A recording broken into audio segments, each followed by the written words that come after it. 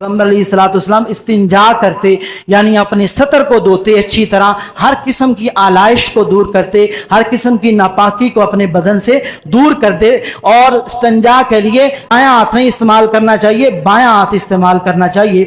ये नबी पाक अलैहिस्सलाम ने ताकीद की है इस मामला में। उसके बाद इस्तिंजा करने के बाद नबी पाक अलैहिस्सलाम दोबारा फिर अपने हाथों को मट्टी पर मारते। अगर आपके पास मट्टी है, लेकिन अब तो मट्टी नामुमकिन है, साबुन वगैरह से अच्छी तरह अपने हाथों को 3 मरतबा धो लेना चाहिए। अच्छी मरतबा धोने के बाद नबी पाक अलैहिस्सलाम वुजू फरमाया करते। जो वुजू आम हम करते हैं वो वुजू नबी अलैहिस्सलाम किया करते। वो वुजू का तरीका भी सुन लें कि 3 मरतबा अपने हाथों को धोने के बाद बिस्मिल्लाह के बारे में बात का मौक़िफ़ है कि जब आप वॉशरूम में जाने लगे तो आपने बिस्मिल्लाह अल्लाहुम्मा इन्नी औज़ु बिका मिनल खुबुसी वल खबाइस पढ़ दिया, काफ़ी है। बात कहते हैं कि दिल में पढ़ लेना चाहिए। तो उस वक़्त 3 मरतबा अपने हाथों को धोना है, ऐसे खिलाल करना है उंगलियों से, हर पोरे तक पानी पहुंचाना है, ऐसे अपनी उंगलियों से खिलाल करना है, इस हाथ का फिर इस हाथ का। 3 मरतबा इनको धोने के बाद एक हाथ में पानी लेना है, उसमें आधा मुंह के अंदर डालना है,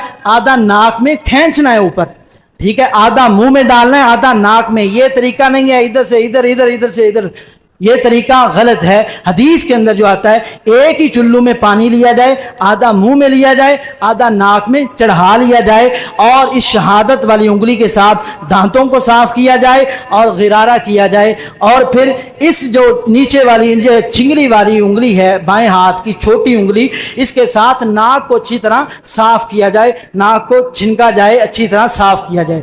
उसके बाद ये 3 मरतबा अमल करना है। उसके बाद अपने चेहरे को ये दोनों हाथों में पानी लेकर अच्छी तरह सारे चेहरे को कानों की लौ तक नीचे से जहां तक आपका पानी जाए पहुंचाना। 3 मरतबा नबी अलैहिस्सलाम ये अमल करते। उसके बाद आप अपनी दाढ़ी का खिलाल करें, और गुस्ल कर रहे हैं तो पानी जरा दोनों हाथों में लेकर अपनी दाढ़ी को अच्छी तरह तर करके उसका खिलाल करें। अगर वुजू कर रहे हैं, वैसे वुजू कर रहे हैं, तो एक हाथ से आप ऐसे अपनी दाढ़ी को जो है पानी पहुंचा के दाढ़ी तर कर सकते हैं। उसके बाद आपने बाजू धोने हैं, बाजू यहां तक धोने हैं। अपने बाजुओं को 3 मरतबा पानी दाएं हाथ से डाल लें, जैसे आपके लिए आसानी हो। 3 मरतबा यहां तक बाजुओं को अच्छी तरह धोएं, फिर इधर वाले बाजू को 3 मरतबा धोएं। 3 मरतबा धोने के बाद फिर मसा।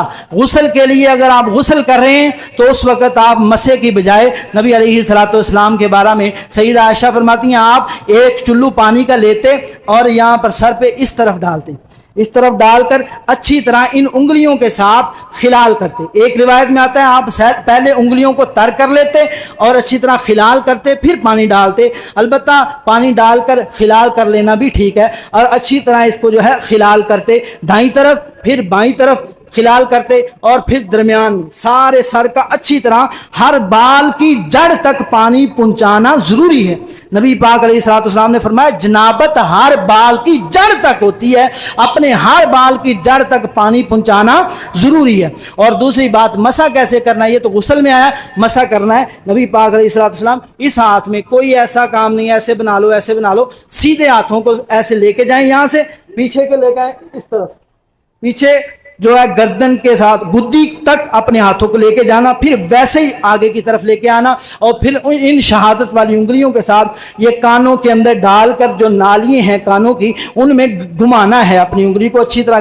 घुमाने के बाद ये जो आपका अंगूठा इब्हाम इसे अरबी में कहा जाता है, इसको यहाँ से ऐसे कान के पीछे फेर लेना है। और फिर पाँव धोने का जो तरीका है कि नबी अलैहिस्सलाम पहले अपना दायां पाँव धोते, फिर बायां पाँव धोते, और पाँव का खिलाल जो है अल्लाह के पैगंबर ये उंगलियों के यहाँ से शुरू करते, इस उंगली के साथ हर उंगली के अंदर जो है नबी अलैहिस्सलाम खिलाल किया करते। और नबी अलैहिस्सलाम गुस्ल के लिए जो तरीका अपनाते, ये सर को तर कर लेने के बाद, अच्छी तरह सर को तर कर लेने के बाद नबी अलैहिस्सलाम अपनी दाईं जानब पानी बहाते, फिर बाईं जानब पानी बहाते, और फिर दरमियान में पानी बहाते।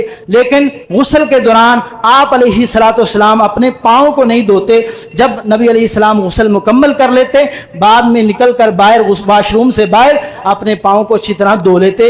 वो वजह यह थी कि उस वक़्त नबी अलैहिस्सलाम के दौर में वाशरूम कच्चे हुआ करते थे, और जिस वजह से पाँव गंदे ही रहते थे, पाँव पे मट्टी के छींटे आ ही जाते थे, इसलिए दोबारा अलग से पाँव को धो लिया जाता। अब हदीस पाक के मुताबिक आप अमल कर सकते हैं, میرے استاد محترم ابو نعمان بشیر حافظہ اللہ فرماتے ہیں ہمیں سنت پر ہی عمل کرنا چاہیے کہ جو نبی علیہ السلام نے کیا ہے ہمیں وہی کر لینا چاہیے. بعد کہتے ہیں اب نہ بھی پاؤں دو تو کوئی بات نہیں, لیکن اگر سنت سمجھ کر کریں تو اللہ تعالیٰ ثواب بھی عطا فرمائے گا کہ واش روم سے نکل کر یا الگ ہو کر اپنے پاؤں کو دھو لیں تو آپ کا غسل مکمل ہو گیا.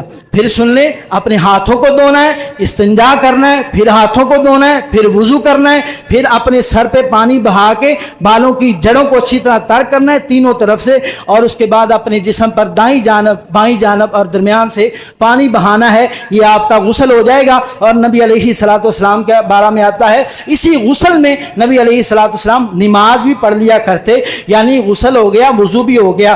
اگر آپ کا سطر کو ہاتھ لگ جائے پھر آپ کا وضو ٹوٹ جائے گا, غسل نہیں ٹوٹے گا. اس لیے اس بات کا اہتمام کرنا چاہیے. اور عورتوں کے لیے تھوڑا سا یہ ہے کہ نبی علیہ الصلوۃ والسلام نے فرمایا اگر غسل جنابت ہے اور سر پہ میڈیاں کی ہوئی ہیں تو میڈیوں کو اگر کس کے باندھا ہوا ہے تو عورتوں کے لیے اجازت ہے سر پر پانی بہا لیں دائیں جانب بائیں جانب اور درمیان سے, یہی کافی ہو جائے گا. اور اگر مینسز کا حیض کا غسل ہے اس کے لیے نبی علیہ الصلوۃ والسلام نے فرمایا اپنے بالوں کو کھول کر اچھی طرح اپنے بالوں کو تر کیا جائے. یہ میرے پیغمبر علیہ الصلوۃ والسلام کا طریقہ ہے. اللہ ہمیں اس پر عمل کرنے کی توفیق عطا فرمائے.